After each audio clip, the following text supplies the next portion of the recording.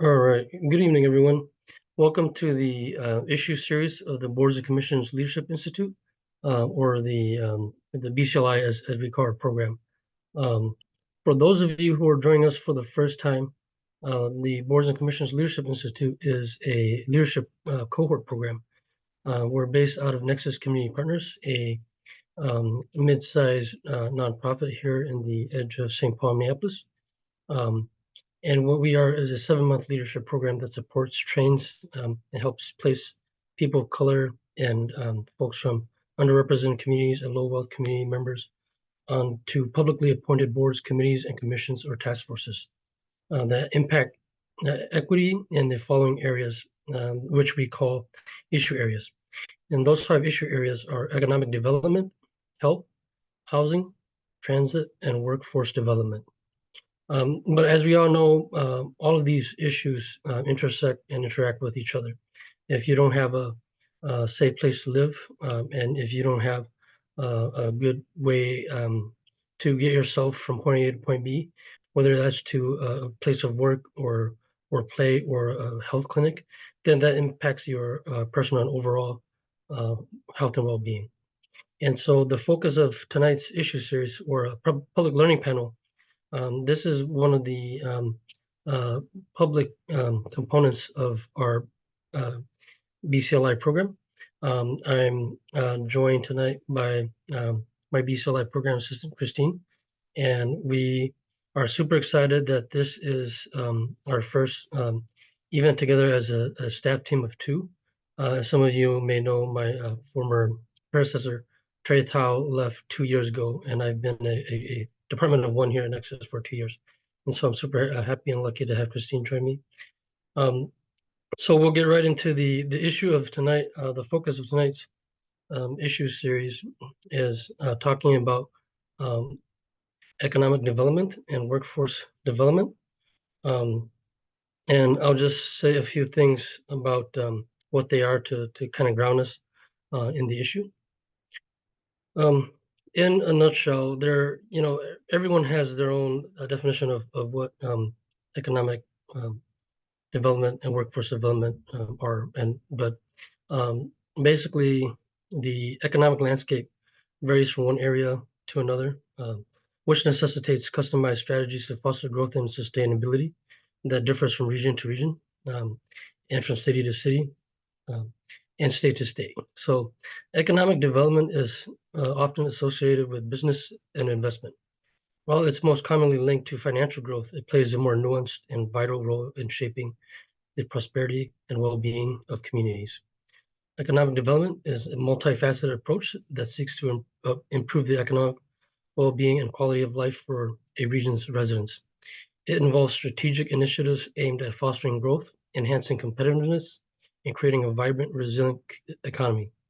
This collaborative effort encompasses a broad range of activities, from job creation and infrastructure development to education and workforce training, all aimed at building a sustainable and inclusive future for communities.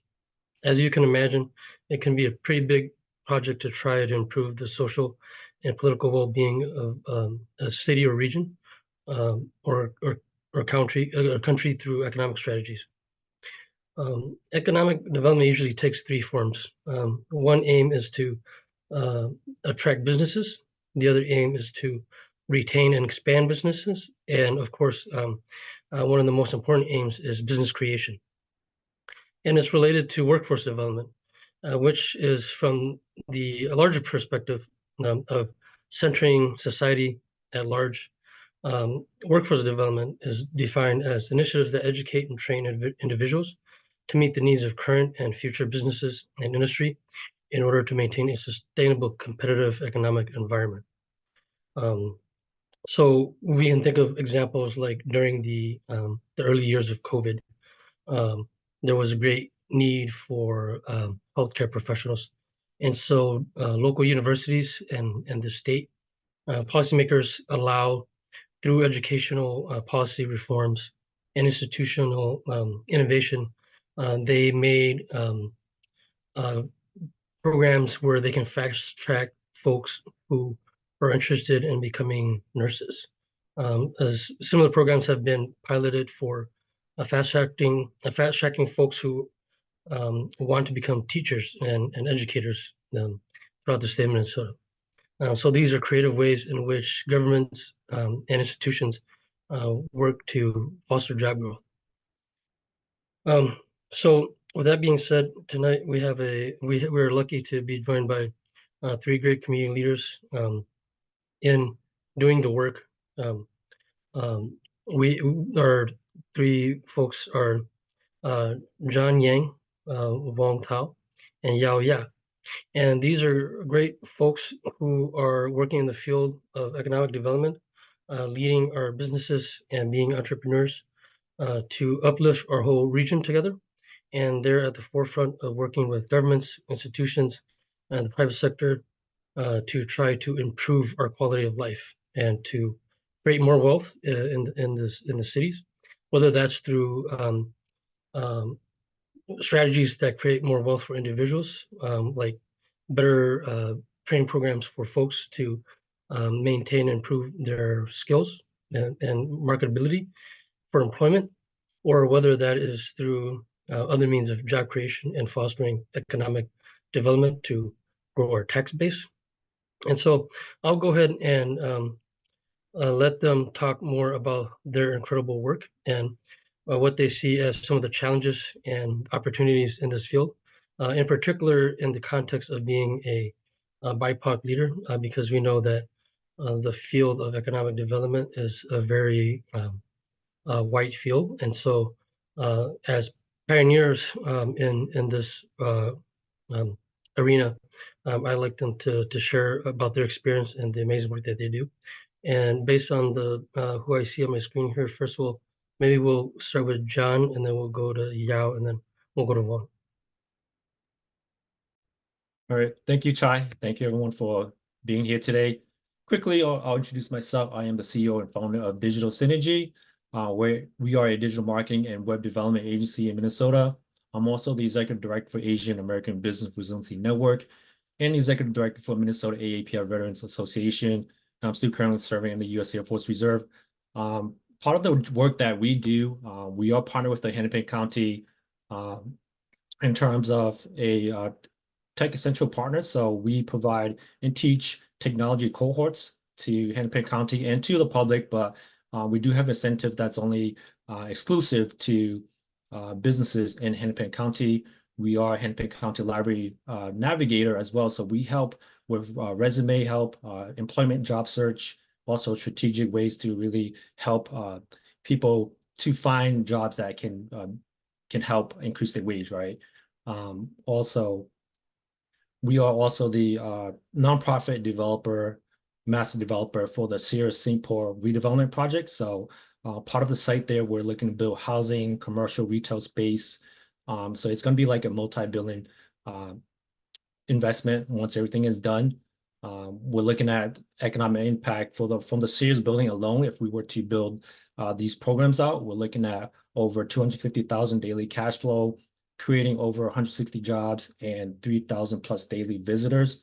Some of the programs that we plan to build at the Sears site there can be anything from sports complex to food court, event center, a 3D museum, center for wellness technology.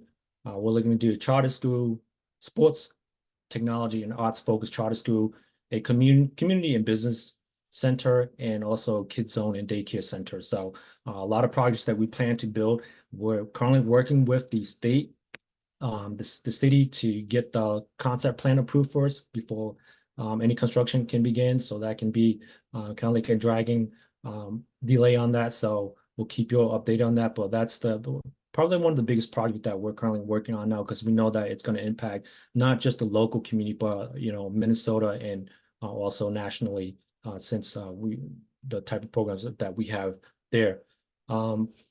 Also, in terms of what we do with the AAPI, we help a lot of small businesses come together. We help the different ethnic groups in terms of business strategic technology, also providing services to help them navigate through the challenges that they go through. We also help a lot of nonprofits in terms of how to establish nonprofit to help their community, right? So the different ethnic groups in terms of, for example, the Vietnamese, the Cambodian, the Thai, Laotian. I know the Hmong and also the Hmong, but the Hmong are more established in Minnesota because we have a bigger presence. But the other AAPI, they're still trying to navigate through the different challenges. So as a nonprofit that we run, we kind of help them navigate through the challenges in providing resources and services that they need. Also, we also provide procurement services, right? I think that's something that's very important in terms of how do we teach a business or organization be certified for government contracting, right? How can they tap into these extra contract work to help with the business? So those are some things that we help with business owners to navigate through some of the economic challenges that they go through in the state of Minnesota. So that's kind of what I have down. I don't know if anyone has any questions. And we'll go on to the next and we'll kind of come back to the subject. Yeah, we'll go ahead with Yao, and then we'll do questions after Yao and Vong. Hi, everyone. My name is Yao Ya. I'm the Executive Director of the Minnesota Hmong Chamber of Commerce. And I've been in this role for 5 years now, maybe 4 years. I'm losing count. But my role, our organization's role in the economic development landscape is to empower our businesses. We do have an emphasis and focus with Hmong businesses. Our organization was founded in 1998 by Hmong business entrepreneurs and professionals in the region. And they really wanted to have an economic input and impact in the area, knowing that Hmong population is very heavily concentrated in Minnesota. And just knowing from the count that we did in census in 2020, we have over 90,000 Hmong individuals who counted themselves as Hmong. And part of our work in economic development is to really empower our businesses, be an advocate for them, talk to some of the partners that we have that are stakeholders, whether they are government, from state, city, county, just all sorts of levels of government.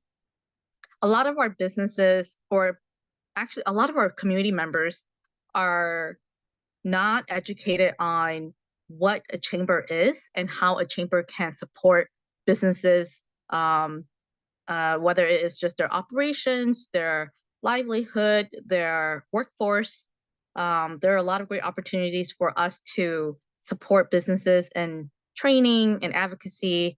And John himself was our board chair for 2 years. And he did great work with us and really empower a lot of our businesses. We want to be able to support businesses in many ways, whether it is networking, doing events where they can connect and share resources or learn from our partners. We partner with a lot of big corporations, so you don't have to be Hmong to be part of our chamber. We do not discriminate. We just have a focus with supporting our Hmong businesses and entrepreneurs. And then we also offer business trainings. This past year, we got $1 million from the state appropriation. So we're really happy that the advocacy work that we're doing is really making an impact, that we can use state appropriations to support our businesses in Minnesota. And so we have launched our business training since 2022. So this would be our 3rd year with state appropriation. And we believe in the work of uplifting our small businesses, because especially when they're BIPOC businesses, if you can support a BIPOC business owner, they're more likely to hire community members. So that just drives the workforce. And we are already experiencing a workforce shortage. And we hope that we can tap into the resources that we have to support our businesses. Through COVID, we experienced a lot of hardships Racism just was a big hit for our community as well. And then the economic hardship, businesses were shut down. And a lot of businesses were not ready for COVID. They had to learn how to use technology, and those who didn't were left behind. So we try to offer support services and partner with many of our our panel speakers here too. I work with John and Vong a lot on other initiatives, and we've have worked in the past before too on other projects, and there's a lot of work to do. Like I said, the chamber, a lot of people are uneducated about what a chamber can do and offer to their members, and I hope that this conversation can enlighten many people to participate in chamber work. You don't have to be a business to be in a chamber. You can be a consultant, or you can work at your employer can be the member, and you can participate whether you're a business member or not. And we hope that this conversation can also invite more people to have the conversation of like, where do we go in the future when we're working together? And I think in the landscape of nonprofit, a lot of us, we overwork and we burn out quick, and we don't talk to each other about what are some good practices and how can we do better partnerships, because when we're doing this kind of work, we just head down and just work in silo. And I believe, was it Johnny who had a question? I can answer some of the work that I'm doing with some of my partners. We do have a bill that was introduced. It was the race and inclusion procurement bill that was just introduced at the House and Senate, believe last month, that will protect race. And right now, some of our partners are in DC talking to our Congress and our senators on how to really address racism and procurement, because the MBDA, it's only going to trickle down even more and more, and we have to protect our BIPOC businesses. What that means, it might mean it's unconstitutional, but we have to fight, and we're part of that work is because we want to support our BIPOC businesses, and we have to do it in hand. So I can talk more about that case later, Johnny, and with everybody here too.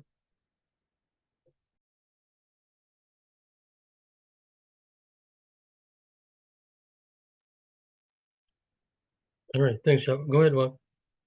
Great. Well, pleasure to meet everyone. Would love to learn more about who these leaders are in this group. I think that would kind of create some context in terms of the audience that we have tonight. That'd be great. But anyhow, I got 20 years of economic development work, and about half of that career has been in agriculture sector. So working from USDA to farm credit, doing financing loan up in Alaska, Oregon, Washington, Idaho, Montana, anything from cows to tractors, farm real estate, developing ag programs here in Minnesota as well. So, some of the local nonprofits developing the ag department to help passing bills, something like the down payment assistance with Minnesota Department of Agriculture. So, supporting some of that efforts in the ag sector, and then also development as well, working in nonprofits to municipalities.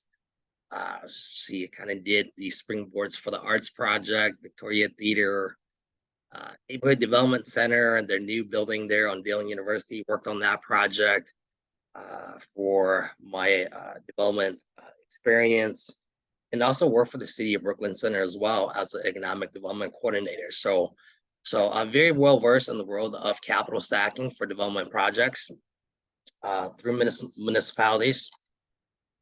Did that for a while, and now I work in philanthropy, which is a different area for me, which is great.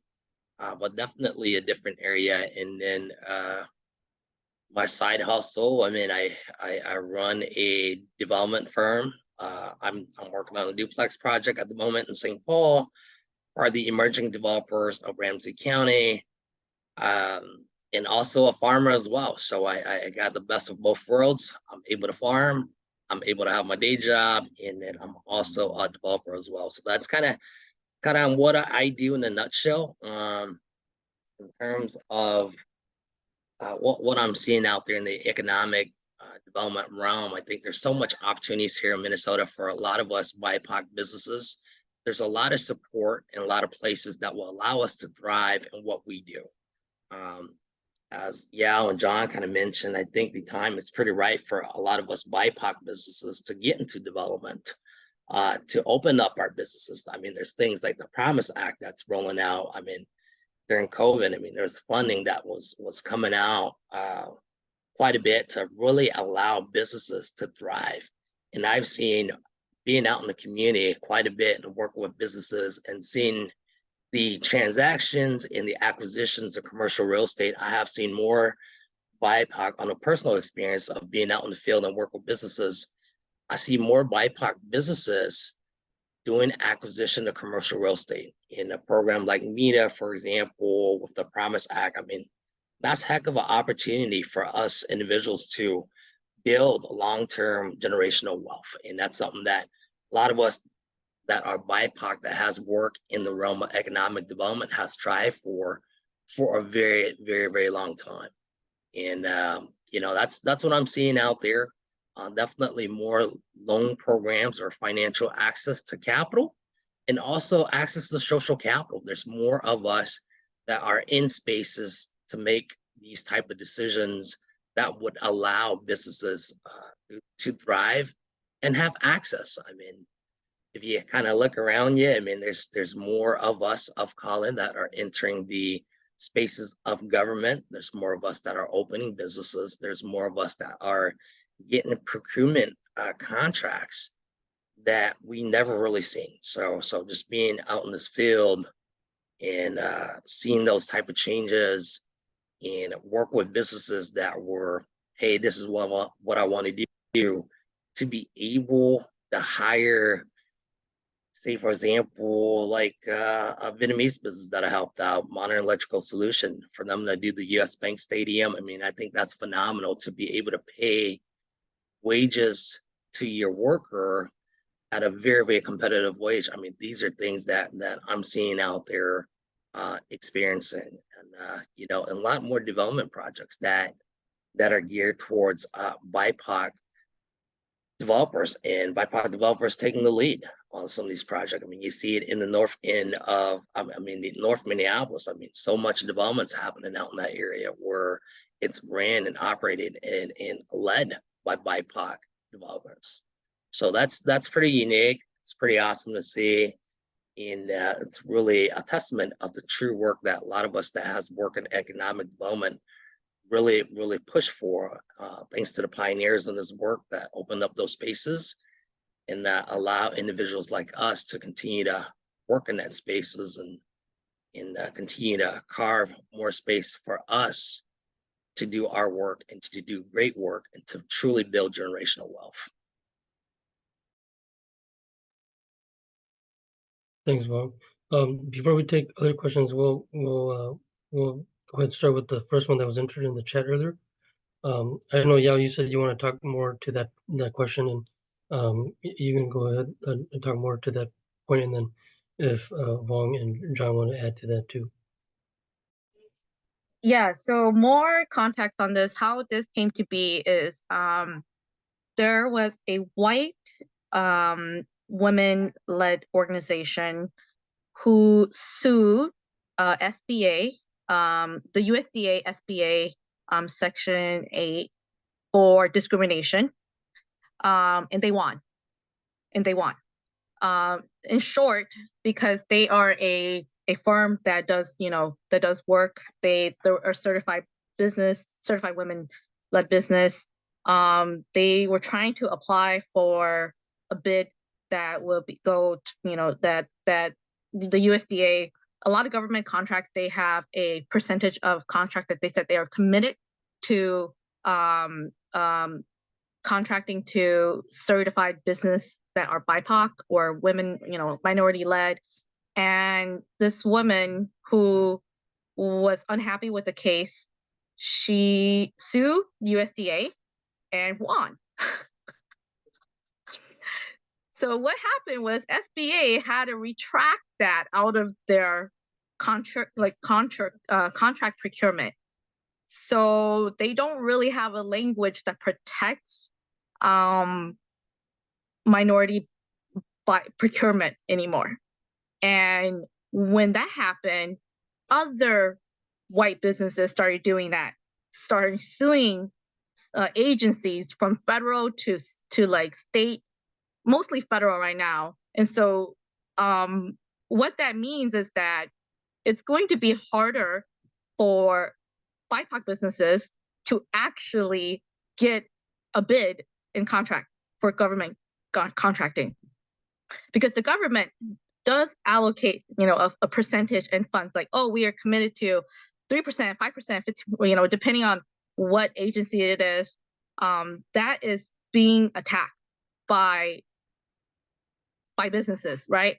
So this is serious, alarming. Like this is going to impact so many of our businesses, because I already know, working with a lot of businesses, that many of them are not certified as a minority business, or like disadvantaged, or those certifications that a lot of government agencies require you to.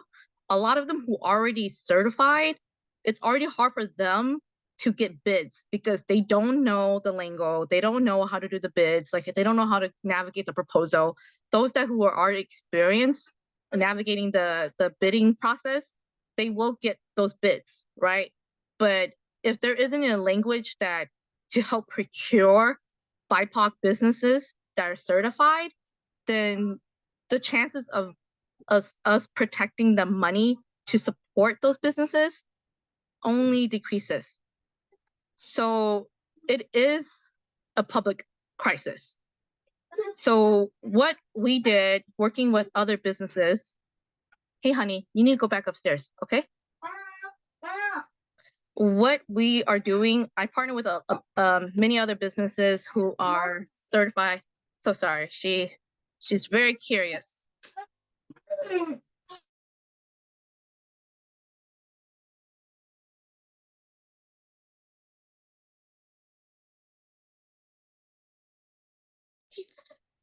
So what this means is that our partners who were listening and reviewing the case that was happening throughout the nation were really worried that, oh my, this may have a domino effect to our state. So what can we do to be proactive to protect our businesses? And we worked on a bill. We have met with senators and representatives. So it has been introduced, and I put a link there. This is the House file, the Race, Equity, and Inclusivity Procurement. This will safeguard the state to continue to make race an indicator for procurement. And it may sound unconstitutional because, that is being discriminative, right? And we're working on beefing this up because we know we will get a lot of backlash for this. I have a partner who's the leader in charging this bill. She's in DC right now, and she just met many offices. She met the office of Senator Amy Klobuchar, Booker, Tina Smith, and numerous of the Hill offices to declare race as a public health crisis, because it's like racism is a public health crisis right now. And if we don't have language to protect what's going on, it's only going to get to the point where there is no protection, and we the disparity between white and BIPOC will only grow more and more. So next steps is that we hope that Senator Klobuchar can introduce a bill federal level, and then we will invite our network, our partners, to sign on this to protect our BIPOC and race procurement. And this has been this has been in the working, and it has been very stressful because I work with so many businesses that want to get certified, and they want to do government, procurement contracts, but it can be discouraging because we don't know what the landscape's going to be in the future if there are lawsuits that are happening, numerous of lawsuits that are happening that are declaring discrimination towards these BIPOC procurement. So I leave it there. John and Vong, and feel free to chime in as what you're seeing, because this has been going on for a while now, especially when we're in a very high tension racial movement right now. Yeah, So, no, absolutely. We're working in municipalities. I seen that quite a bit with affirmative action on, talking to a lot of the businesses, and also the way giving happens with foundations. That's something that has been in discussion. I think we have to be strategic. We have to be nimble and keen in how we create programs, in how we put language into these programs. I think somebody put in the chat with MDA's emerging farmers case there with that came out from Star Tribune, and that's something that we had to work around, right? To say what language can we put in there to really kind of gear towards the farmers that we're thinking, emerging farmers, to say, okay, maybe it's the gross cells that we have to look into, maybe it's the access to land, or maybe it's the language or culture barriers, or your net assets plays a role, and really making sure that we are consistent with the Fed languages when we kind of draft a lot of these Minnesota languages. That's kind of some of the areas of strategies that we have to look into to make sure, because who knows what's going to happen with all these lawsuits. But in the meantime, if we will be consistent with the federal, then we have a better chance of getting programs passed and maintained. Because I think the emerging farmers down payment assistance, I mean, that has helped out a lot of farmers. That I being out in the community with farmers, I mean, it has helped out a lot of emerging farmers. I mean, we have more emerging farmers, beginning farmers, than we ever had in Minnesota in the past few years, and that's incredible to see. But making sure that continue to get funded, continue to get the resources that they need in order to be sustainable and also successful. And I just want to quickly add great points with Yao and Vong.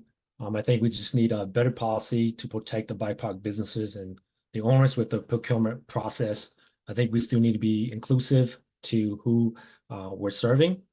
I know that since George Floyd happened, we've seen an increase in a change in these type of disadvantage and I'd say BIPOC opportunities, right? I know with the procurement process, my business is also certified to be veteran-owned and DBE. I know that with that process, if you're a BIPOC business or DBE, if you have some type of search, you get extra points in terms of bidding for a particular proposal, right? I know there are challenges that we see. One of the biggest challenges is just learning how to write proposals, right? Navigating the proposal process, having credibility and experience when you write the proposals. Because if you're a small business, you're certified, but if you don't have that track record of having a capacity to execute a particular RFP, right? You may never see or get a chance to win these proposals. So getting certified is one thing, but also I think finding help to allow a new business to take on a contract is very important. I know that the state of Minnesota has an Apex program that teaches and helps you navigate to get certified, but yeah, for sure, a lot of times, we may not be, the Caucasian community may not be the minority anymore, right? Depending on what section or what community you live in. So I think we still have to be inclusive and have better policy and language to really protect the BIPOC businesses. I wanted to say that in a larger context of where we are as it pertains to the issue of race policies, this is a part of the larger movement to dismantle race-based policies that would bring greater equity to undo and address centuries of racist policies in this country. So after last year's Supreme Court ruling on affirmative action, this is the next logical step, is to attack the SBA and policies at the federal level, other policies at the federal level around race, issues of race. And then, of course, we are already seeing folks moving to attack DEI work in the workplace, whether that's in the private sector or the public sector. So this is a larger coordinated attack against the racial equity movement. And I see that Roxanne asked, how can we be a part of the discussion? And I imagine that besides helping to lobby and organize your lawmakers around these issues, and it is one important step. And also, Yao offered that if you can reach out and connect with her directly, if folks want to do that too, that'd be helpful. Are there other questions or comments for presenters? Go and unmute yourself.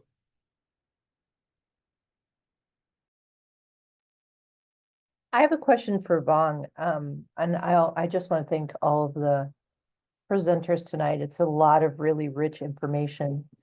I think one of the opportunities in communities of color that I work with is really how to start seeing themselves as developers. And I'm wondering if any of you actually could speak to sort of your briefly kind of how you entered that entrepreneurial developer space. Was it through a mentorship? Was it something that you were just naturally inclined to? Can you say more about how your journey of development was shaped?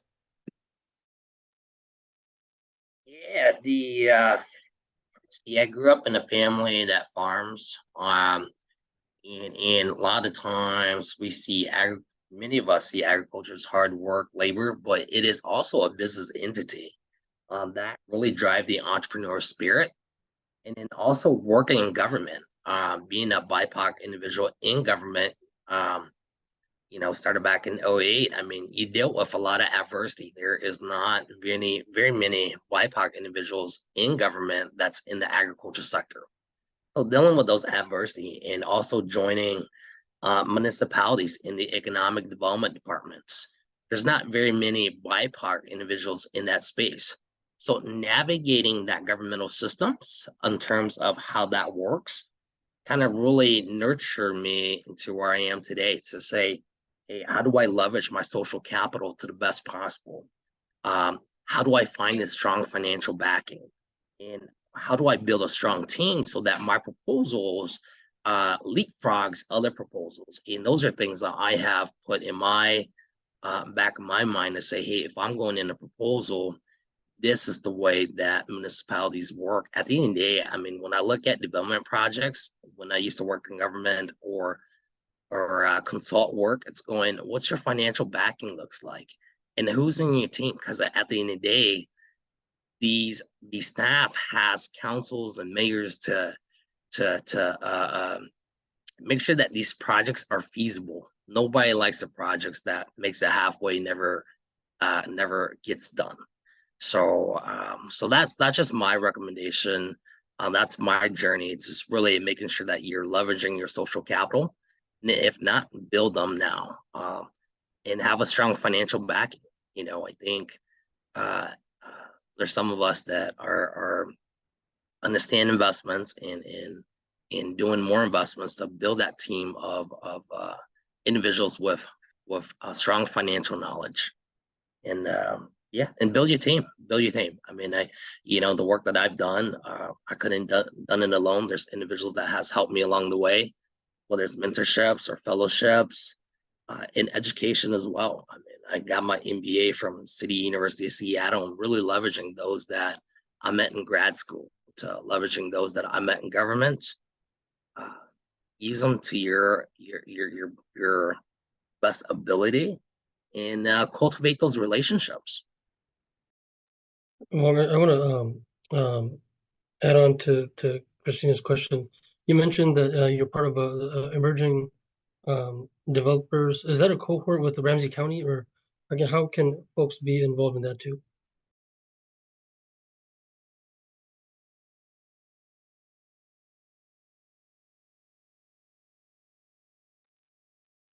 Yeah, right. I mean, Christina, you could share if you're emerging developers. I know Ramsey County has a program, ELI with Todd Olson and their group. I mean, they got a heck of a program, and LISC as well, for a lot of these emerging developers. I think they have great courses to kind of help you understand and navigate how to capital stack a development projects and how to bring that vision into reality. That's so helpful. Thank you so much.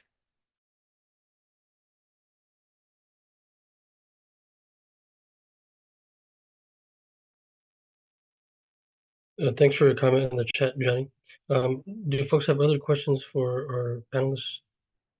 Go ahead and unmute yourself.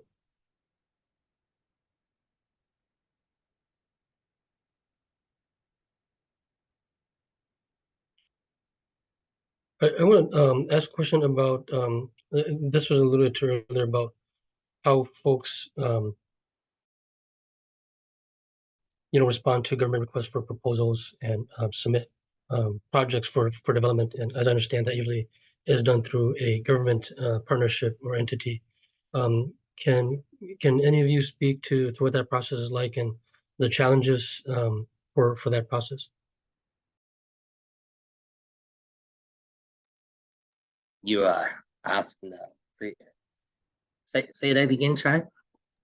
Yeah. So for as a developer, when you respond to government requests for proposals or submit projects for consideration for grant monies to do these development projects or to subsidize them, how hard is that process, or how easy is that process, and what are some of the barriers? Man, I would say it's hard. I would say it's hard on because you're in competition here, right? When you kind of go through this RFP process. I mean, I've seen development projects where you have to go deeply affordable, 30% AMI, just so that your deals will be looked at. And as I kind of mentioned earlier, I mean, who's in your team in this development project? You have a good architect, you have a good engineer, you have a good project manager, do you have somebody that understands financing, do you have somebody that understands tax credits, whether it's new market tax credit, TIF, or do they understand CDBG? Do they understand Met Council, LCDA dollars, and cleanup funds? So depending on how good and versatile is your team, is a big component in terms of getting your deal looked at. And the other component is the financial backing as well. So when I kind of look at development projects, I want to make sure that the financial component is there and there's a strong equity coming to the table that would allow this project to be completed and to be feasible. So we're in, as emerging developers, I feel like we're in this tough space where you have to do deeply affordable in order for you to rank pretty high in terms of your project. But then when you think about deeply affordable, that means low cash flow. So you have to be very strategic and understand these finances to make sure that one, your project gets fully funded, and two, it cash flows, and then making sure that you take away a developer fee on the deal. I've seen a lot of development deals where they kind of defer the developer fee in order to make the deal work. But you have to have a team that's very nimble in terms of navigating the pool of funding that's out there for your development projects. And that's a struggle because many of us, do not know that. And those that work in municipalities and economic development that has worked for cities, we manage these projects and we understand these funding sources, but not very many of us know those unless we kind of go through a training course that kind of let us know what funding resources are available, or we have work in the system to understand those dollars.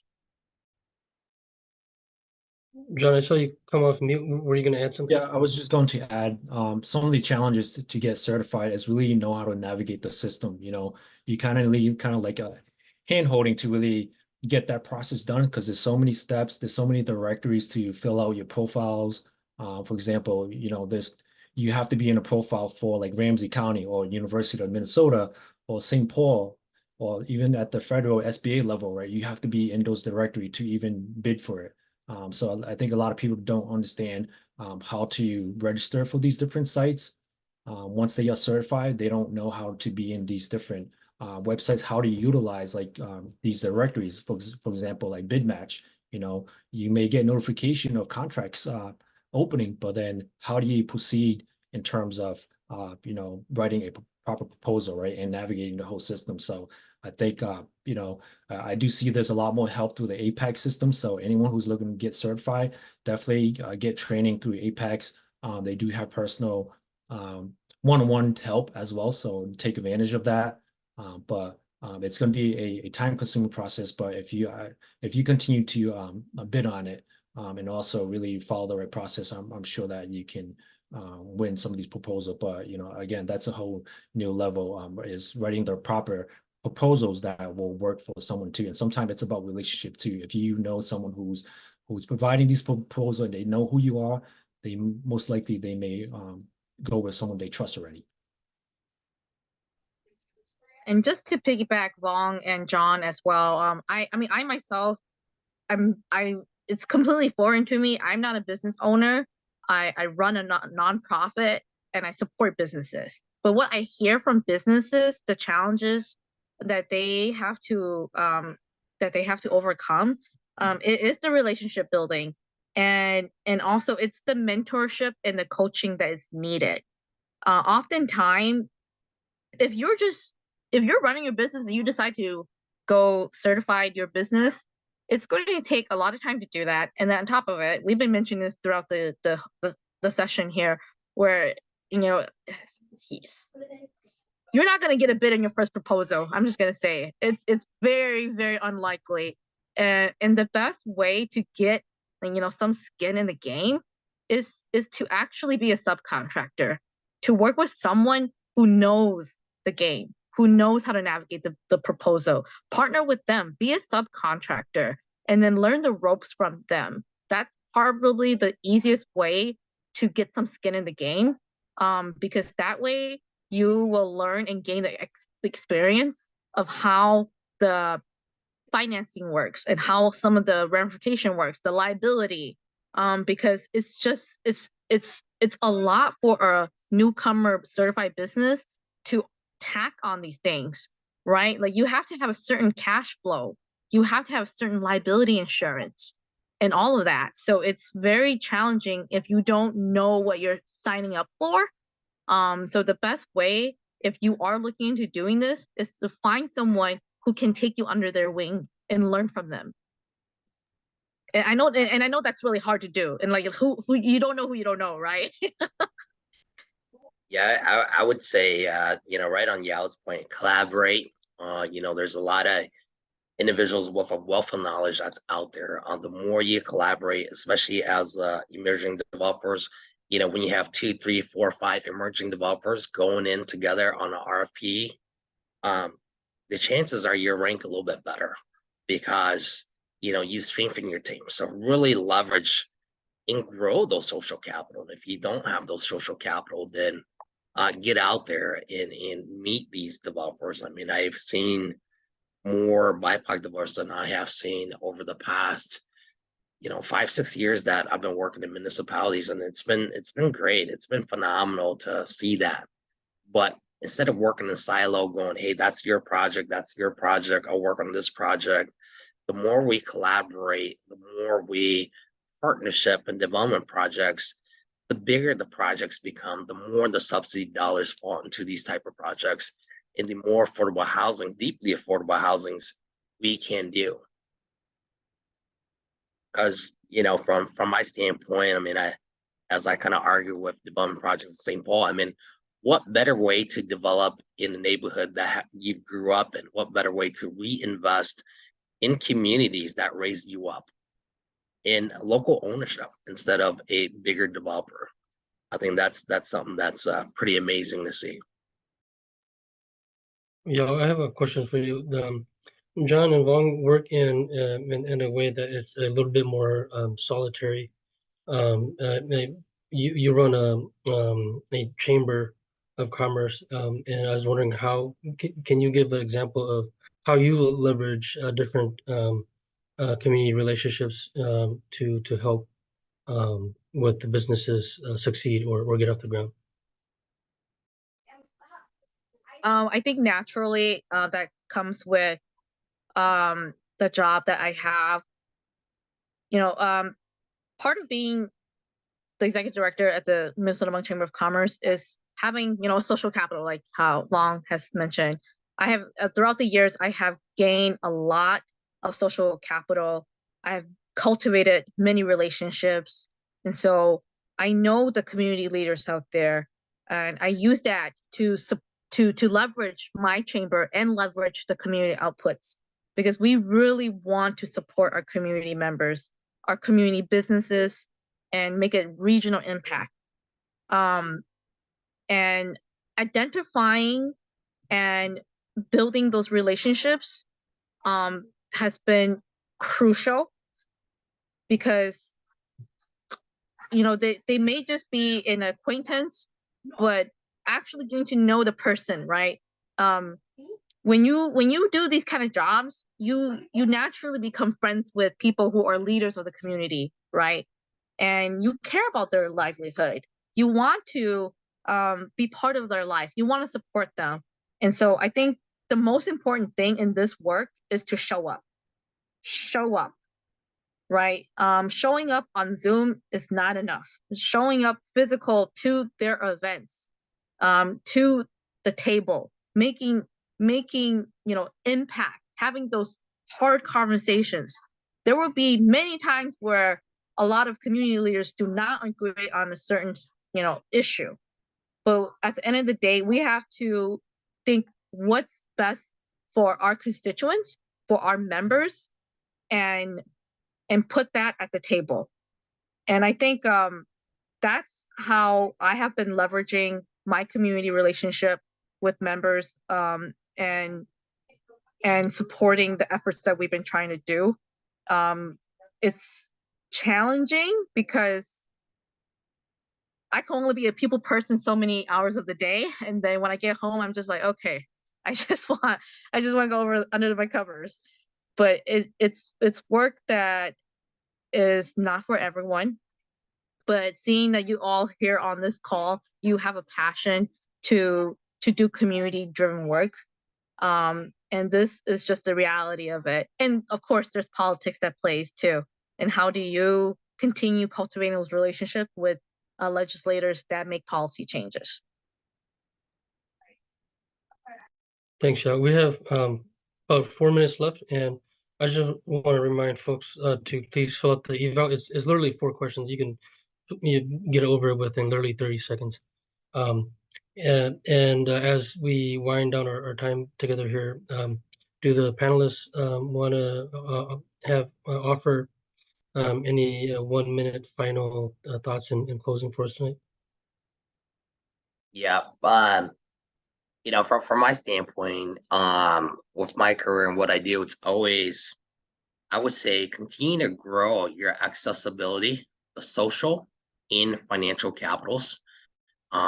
Whatever industry that you're in, those are key components of allowing your business or operation to succeed, and continue to reinvest in yourself, whether it is taking leadership, going through fellowships like these, taking other fellowships, taking courses, or getting certifications. There's if you're a developer, I would recommend you know, getting your economic development finance professional degree from National Development Council.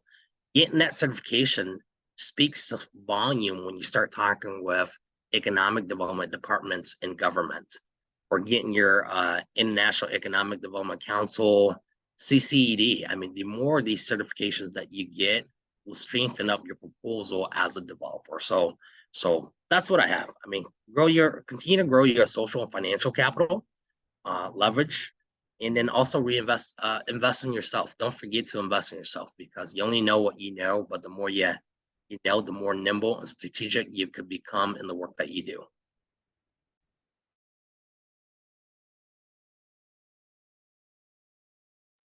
I can go next real quick here. For me, it's just think outside of the box, be inclusive. Don't just be silo.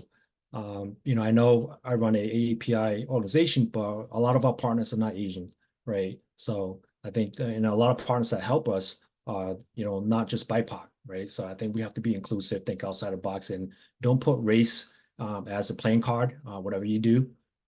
Build your network, build your relationship, because it is all about the relationship. Innovate and adapt to changing environment, because for example, I specialize in the technology field, and we know that AI is changing the landscape in how business and everything operates. So I thank you for any type of business owner, you know, really adapt and see how you can navigate and adapt to these changes. I didn't touch base on this too much, but I also serve as a committee board member for the Business Review Council of City of St. Paul.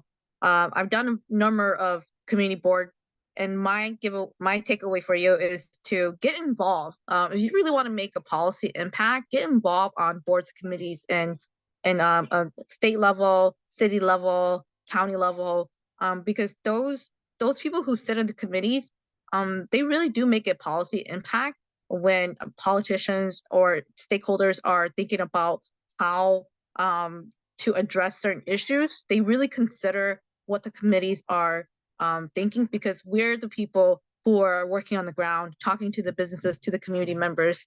And so please get involved in any of the boards, committees at where you live. You know, it's a great way to be civically engaged, whether you are just a citizen, a business owner. It's a great way to just make a policy impact. All right. Thanks, Yao. Thanks, John, and thanks, Vong. Thanks for your time and your expertise. I want to thank everyone else who showed up tonight. You could be anywhere else, but you gave us an hour of your evening together for this wonderful learning panel. So thank you, and we look forward to having you join us at the next issue series. And we'll let you know when we open up the application for the next BCLI cohort. So you or your friends who might be interested can apply. So thanks again, everyone, and have a good night. Thank you. Thanks, everyone. Good night. Thank you.